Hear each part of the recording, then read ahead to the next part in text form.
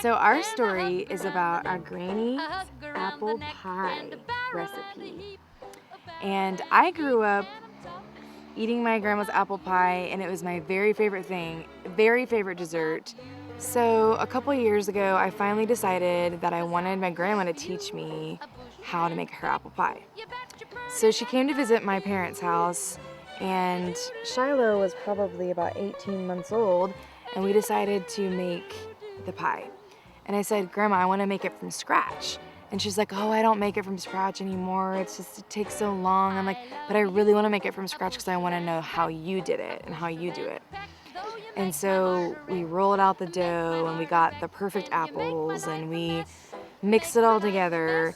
And we always like to carve letters in the top of the crust for whoever's pie it is.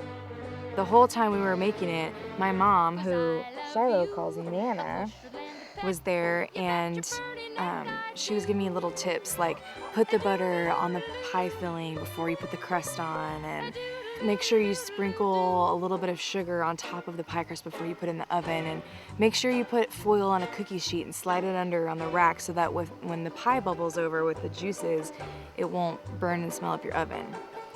So she was giving me all these tips, and it was just a great experience.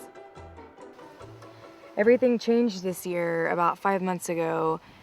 My mom and my granny were visiting here in Indiana with us, and she was meeting my youngest daughter for the first time, who was about 7 weeks old. And we got to spend a couple days together just after Mother's Day, and it was very special. And that morning they got up to go back to Michigan, where my granny's from, and they were on the highway and they were getting off the exit, and my mom just stopped at the stop sign and she just didn't see the truck coming, and there was a big semi that was coming from her right side, and they were hit and they were both instantly killed together in my mom's car.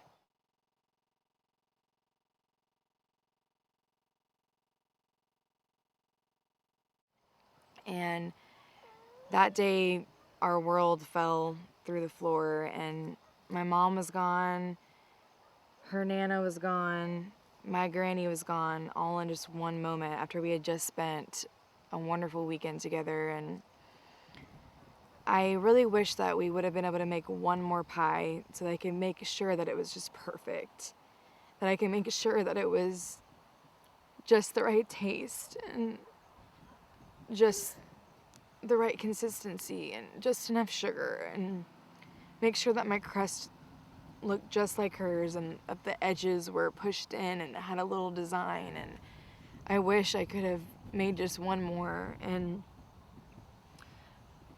but we've had to move on.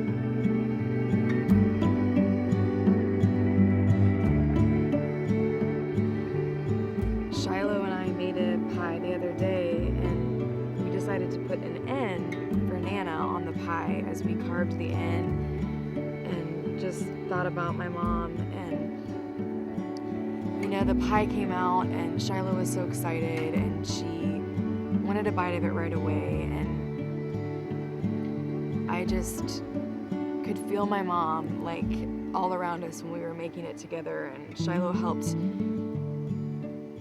decore the apples and peel the apples. She helped me put the nutmeg and the cinnamon in, and it was just a wonderful experience. And although it was sad, it really helped me to know that I can now carry this tradition on to my girls, and they can maybe carry it on to their sons or daughters one day, and that it'll always be that familiar taste and that familiar smell, and that maybe one day whenever my grandkids come to my house, they'll say, Nana, will you make great granny's apple pie? And I just really want the tradition of that to keep going and going. And I'm so thankful that I had those moments with her a couple of years ago where I could learn the basics of the pie and try my best to remember everything that she did and how she did it, and most of all with the love that she put into